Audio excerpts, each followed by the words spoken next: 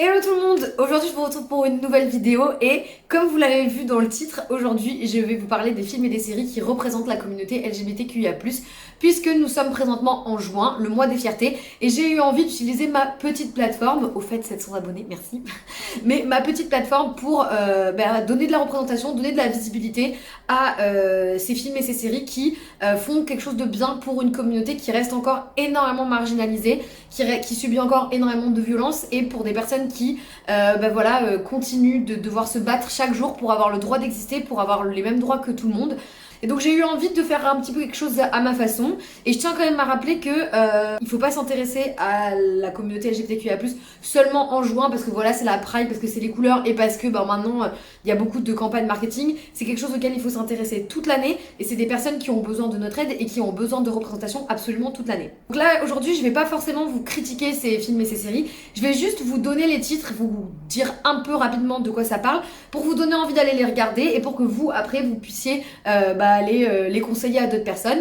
Et il y a aussi une partie de ces films et des séries que moi je n'ai pas vu, mais j'ai demandé à des amis à moi et à des personnes qui font partie de la communauté LGBTQIA+, de me recommander des films et des séries qui selon eux transmettent une bonne image et sont des bonnes représentations de la communauté. Donc c'est pas forcément des choses que j'ai vues, mais je fais 100% confiance à ces personnes et quand on fait partie de cette communauté, s'il y a des films qui nous ont plu, clairement ça a beaucoup plus de valeur. Voilà. Donc je vais commencer tout de suite avec la première série et il s'agit de Sense8.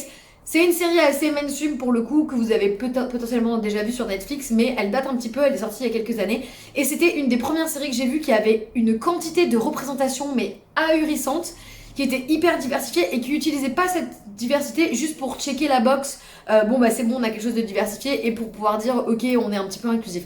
Non, c'était vraiment le message et le but de cette série, c'était donner de la positivité sur l'amour et montrer que on aime qui on aime et on est qui on est et il n'y a pas de mal à ça. Donc vraiment une super série, super bien jouée, énormément de représentation et un scénario. Personnellement je me suis toujours pas remis de l'annulation de Netflix et je leur en veux toujours encore. Toujours un peu, toujours encore, toujours un peu. Ensuite, autre série, on a Euphoria qui est sortie sur HBO, qui est aussi assez connue parce que vous avez Zendaya qui joue dedans.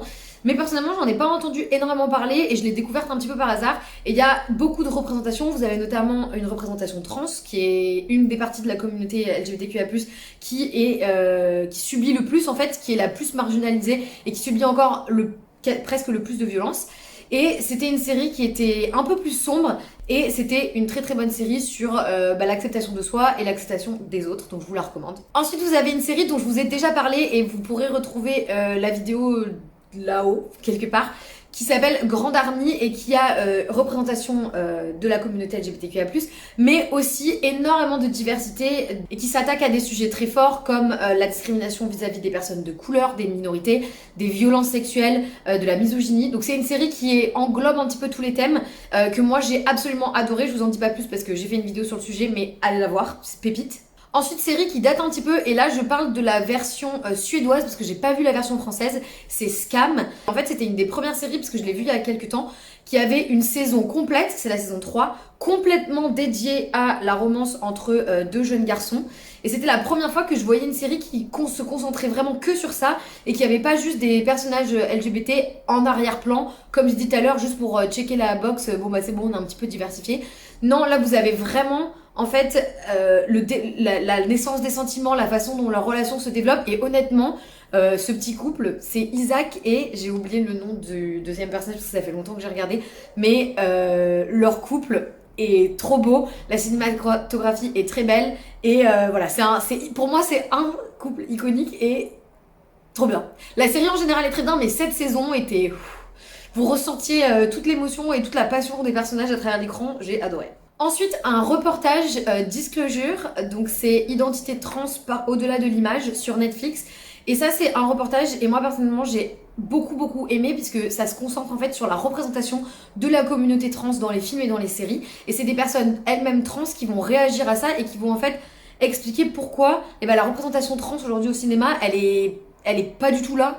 Et en plus, la représentation qu'il y a, elle est mauvaise. Et à quel point, au cinéma, vous avez des storylines trans qui sont utilisées juste pour se moquer et juste pour en faire une blague. Et donc, c'était un reportage qui était hyper intéressant, qui ouvre énormément les yeux sur des films auxquels, quand vous faites pas partie de cette communauté, vous voyez pas du tout le problème, ça vous comprenez pas. Et quand on vous le dit, vous réalisez, vous dites, ah ouais, en fait, ouais, je comprends. Et donc, très très intéressant, extrêmement instructif. Vous en ressortirez pas indemne parce que j'avoue que c'est assez poignant d'entendre ces témoignages, mais un reportage de qualité. Ensuite, un film, La Favorite, c'est un film avec une représentation lesbienne et c'est assez rare parce que c'est un film d'époque, donc ça se passe au temps des rois et des reines en Angleterre. Et c'était assez rafraîchissant de voir de la diversité dans cette période où il faut avouer qu'on la voit très peu. Et c'est hyper bien joué, le film est absolument génial et j'ai beaucoup aimé la balance de pouvoir et le trio de tête. Vous avez des actrices qui sont waouh et c'est un film top. Ensuite, un autre film, Mathias et Maxime de Xavier Dolan. Et celui-là, franchement, moi, c'était un coup de cœur énorme. Il y a beaucoup de films de Xavier Dolan qui ont beaucoup de représentations LGBTQIA+, donc je vous les recommande tous.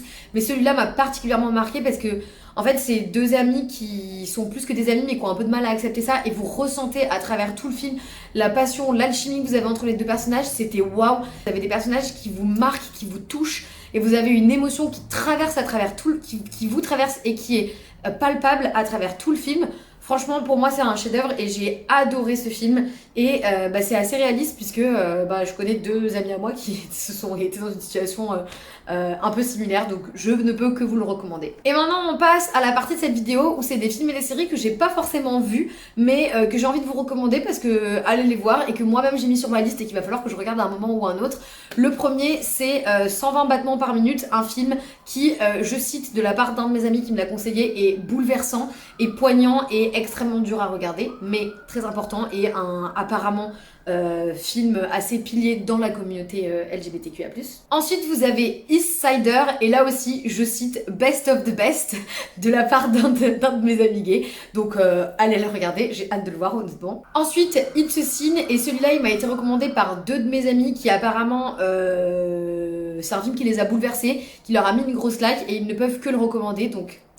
allez le voir. Ensuite, on a Free Fall et c'est avec l'acteur qui joue Wolfgang dans Sense8. Et je cite de la part d'un de mes meilleurs potes, ça donne envie de se faire malmener par un flic.